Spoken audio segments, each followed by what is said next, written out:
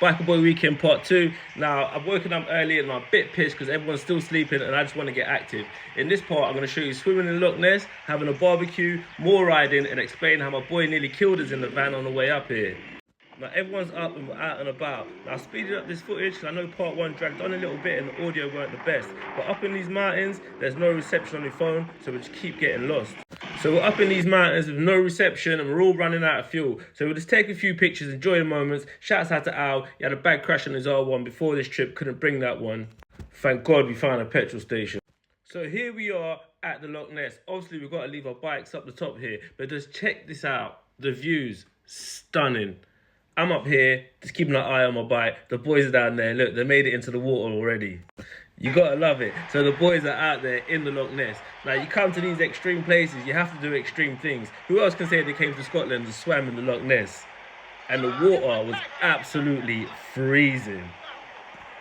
So I'm gonna take one final picture of my bike. I'm scared to leave it anywhere. Remember, it's got no ignition. So here I am at ground level, sea level, whatever, with the boys, just taking it in the views. I don't know if people think because we're bikers, boys from London or whatever, we don't appreciate this sort of stuff. But this, to me, was breathtaking. It just looks like the picture off the front of a mineral water bottle or something. It does though, don't it? Look, like, oh. To be honest with you, this is just a clip from where me and my boy got there and was having a moment, you know, taking it in like, yeah, like overwhelmed by it all a little bit. I had to go back and check on my bike again. Fortunately, this is not London. So Hell Rider is the first one in the water. Anywhere we go, to the beach or wherever, he's always the first one in. You can't hear the audio. It's freezing. Like, as soon as you get in the water, it takes your breath away. Had to watch him swim in the Loch Ness. Obviously now he's set the levels. You know what it's like, the male bravado and stuff. So everyone's getting pushed on to go into the water. My turn to step up next. Asking the boys to keep watch. Now, I've never done a cold plunge or anything like that, so it was like my first time doing this. When I tell you it's freezing, the balls just shrivel up and go inside you. Take your breath away. And these stones, they're so sharp, they cut your feet. I had to make little towels out of the pebbles and stuff, like, whatever, man. Barbecue was lit. Big up Twitch. So yeah, that's me in the water still. Yes, boy. I'm like, yeah, get a video of me swimming in Loch Ness. That's my receipt. Now I'm just gonna enjoy the barbecue. Went to the local supermarket, got 3 or 4 of these disposable things, just cooking it up. No one around, just playing on music, having a vibe. It was lit. So now I'm just keeping my eyes open, looking for the real Loch Ness monster. And what would you have it? I got a picture of the Loch Ness monster right there.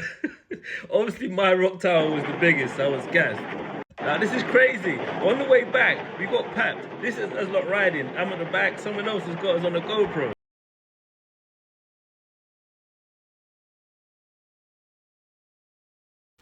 Big shout out to Caroline KTM.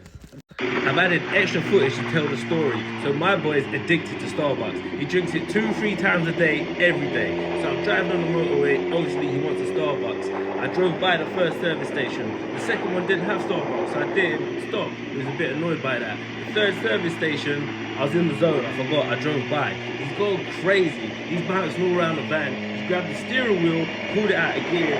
I'm losing control, we're fighting and arguing. He's trying to get the keys out of the ignition. He wants to get his bike out of the van and go home. We pulled it over to the hard shoulder, we're fighting and arguing. Anyway, I stopped at the next service station, which did have a Starbucks. He's got his coffee, calmed down, and he was alright. Luckily we survived and we carried on the journey. So when we got back from swimming and the barbecue, we loaded up our bikes into the vans, ready to return home to London. This is just some footage of the way back. Now, if you like this sort of content, let me know. I've got years of this sort of stuff in the archive. Now, thanks for watching. Peace and love.